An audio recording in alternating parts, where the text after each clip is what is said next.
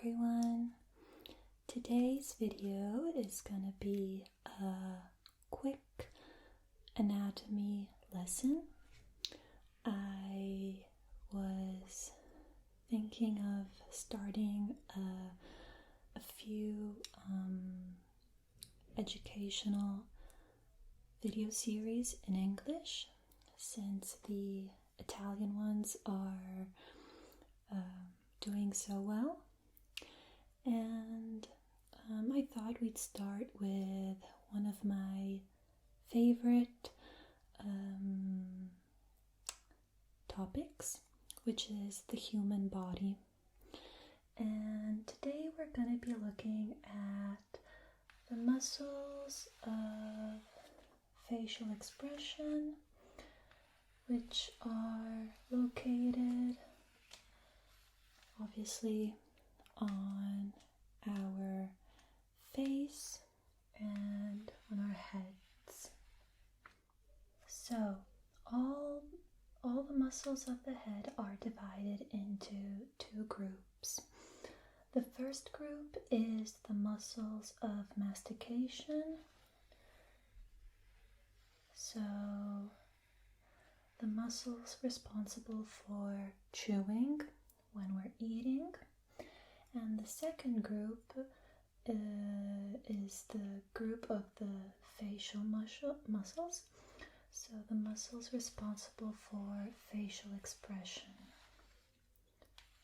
In this video, we're first going to cover the origin and the insertion point of all muscles that we can find in the facial region. So the muscles of facial expression can be divided into groups depending on the anatomical location. We're going to have one muscle in the scalp, 3 around the eye opening, 10 around the oral opening, 2 around the nasal opening, and 3 around the ear opening. And so all these muscles have a few things in common.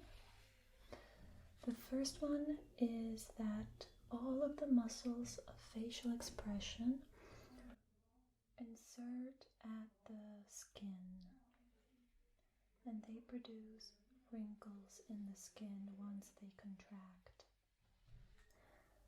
Another thing they have in common is that all of them are innervated by the facial nerve, which is the cranial nerve number 7.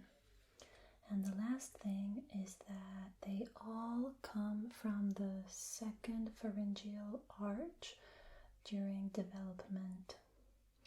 So now that we have kind of a general overview of the muscles, let's talk about the muscles of the scalp, which is the occipital frontal muscle. This is a flat muscle located on the top of the scalp.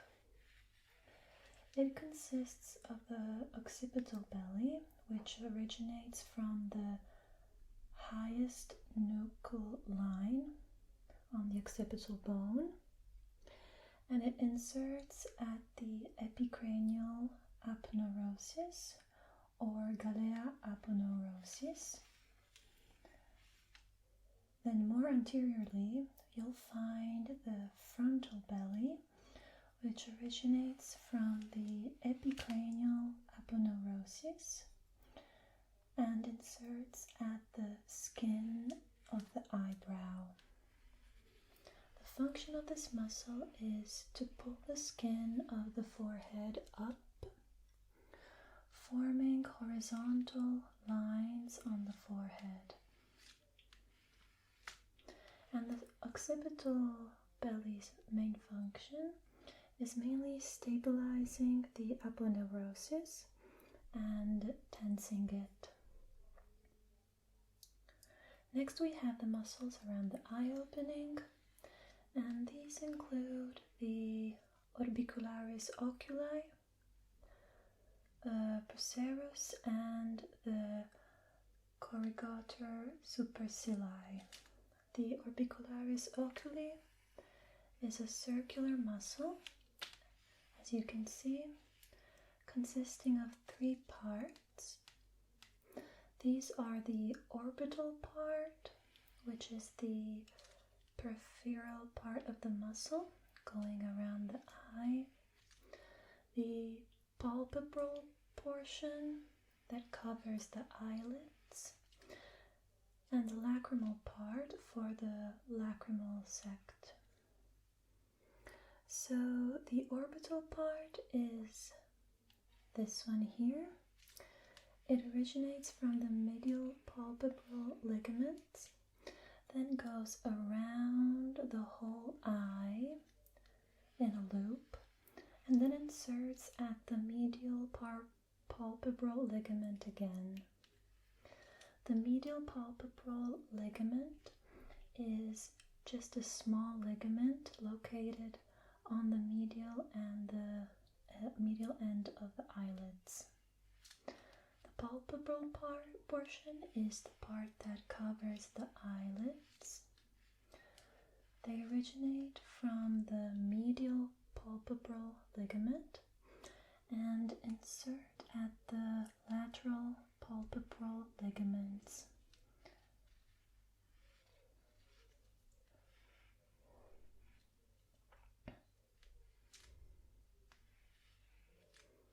Okay. The function of these 2 parts is to firmly close the eyelids and creating wrinkles extending outwards from the lateral angle of the eye.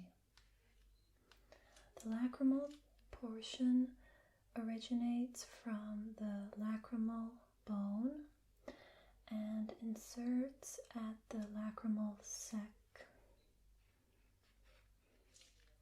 It's located in this region, and what it does is that it dilates the lacrimal sec, which aids the drainage of tears from the eyes down through the nasal lacrimal duct and then down into the nasal cavity. So tears are produced by the lacrimal gland. They go to the lacrimal sec, and this muscle really just opens up this lacrimal sec so that the excess tears can flow down into the nasal cavity. So that was the orbicularis oculi. Next we have the procerus muscle, which is located between the eyebrows, and it originates from the bridge of the nose and inserts at the skin of the forehead, forming a horizontal wrinkle on the root of the nose. The last one is the corrugator supercilii, which are located here on the eyebrows. This muscle originates from the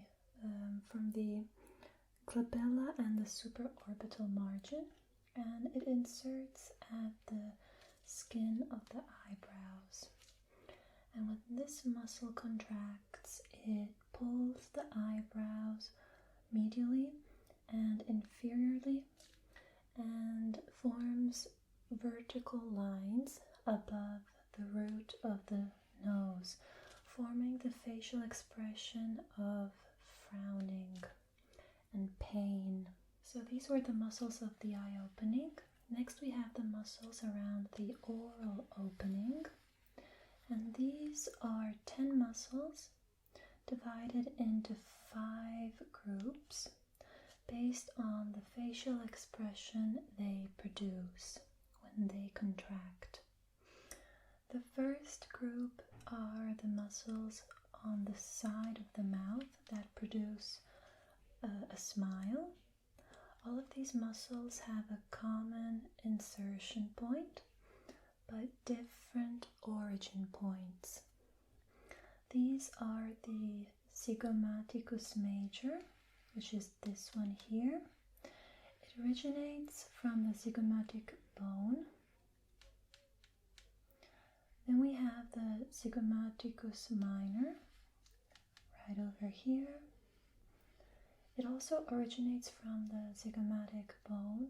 Then we have the risorius muscle, which is over here, originating from the mesenteric fascia. And as we have the masseter muscle for mastication, on top of the masseter muscle, there's a fascia called the mesenteric fascia over here, which forms a smooth surface around the muscle for less friction. So this muscle originates at this fascia, and these muscles insert at the skin of the angle of the mouth to produce a beautiful smile. Next, we have the muscles that either depress the angle of the mouth or lift the angle of the mouth. The muscles that lift up the angle of the mouth are the levator anguli oris, right over here, and the levator labii superioris over here. The levator anguli oris originates from the anterior surface of the maxilla and inserts at the skin of the angle of the mouth. The levator labii superior originates from the infraorbital margin of the maxilla and inserts at the skin of the angle of the mouth. And so they both lift up the angle of the mouth. The muscles that depress the angle of the mouth are the depressor anguli oris, which is this one over here, and the depressor labii inferioris, which is over here. They both originate from the base of the mandible, down here. The depressor anguli oris inserts at the skin of the angle of the mouth, but the depressor labii inferioris inserts at the skin of the lower lip. So these muscles make a sad face. But the depressor labii inferioris depresses the lower lip and pulls the lower lip laterally, which produces an expression that looks a lot like contempt. So these are the muscles that act on the angle of the mouth. Next, we have a muscle located on the lateral wall of the oral cavity called the buccinator muscle, which is located here. This muscle originates from the alveolar process of the maxilla and mandibula, and they insert at the skin of the angle of the mouth. And when this muscle contracts, it pulls the angle of the mouth laterally, forming a facial expression of satisfaction. So that was the buccinator. Next we have the kissing muscle around the oral opening. This muscle is called the musculus orbicularis oris, and it consists of a marginal part, which is the outer fibers, and a labial part, which gives the shape of the lips.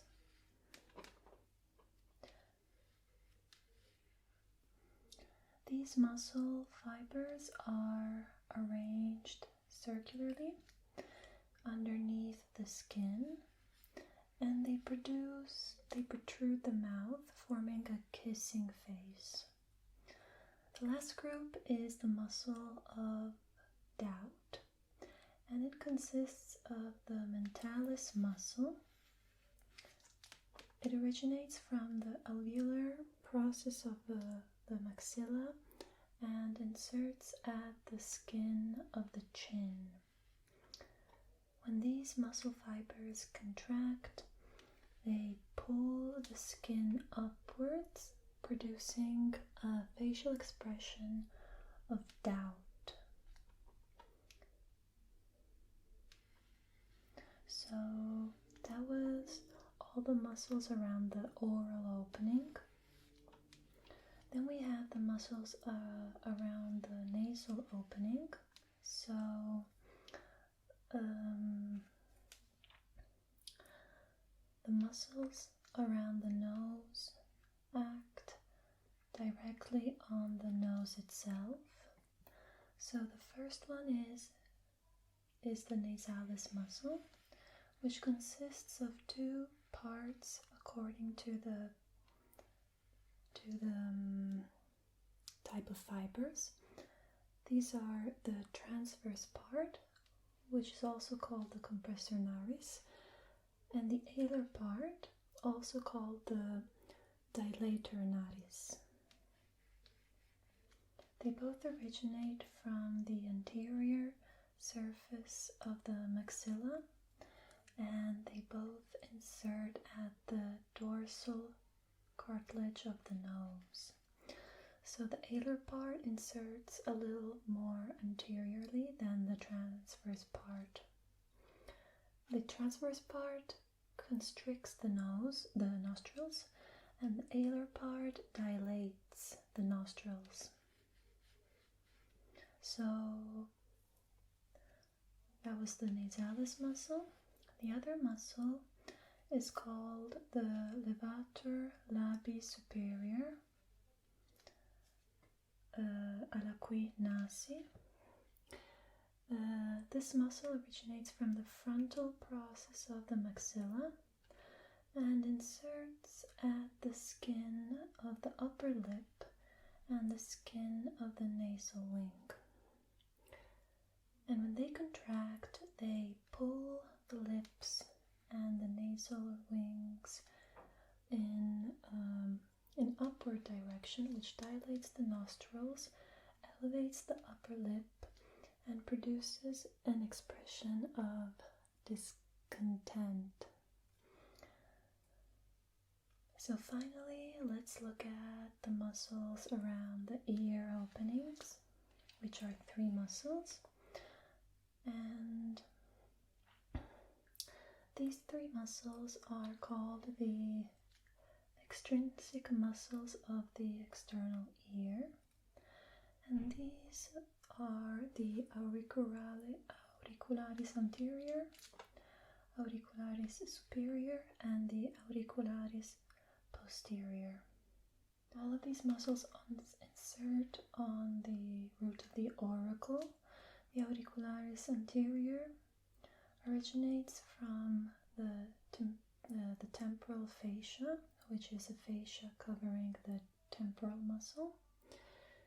Auricularis superior originates from the epicranial aponeurosis, and the auricularis posterior originates from the temporal bone. Their common function is movement of the auricle to each direction. They really have no practical importance in humans, but they're more important in animals that are dependent on their hearing. For example, dogs, they're able to move their ears. And in these animals, these three muscles are more developed than in humans. Okay, so those were the muscles of facial expression. Let me know if you found this interesting. It was kind of hard to remember all the names. I sometimes had to read from my notes here. So let me know if you'd like me to continue this anatomy series, or if you have any other suggestions for future educational videos, just let me know in the comments. Okay? So I hope you found this relaxing, and I wish you a good night.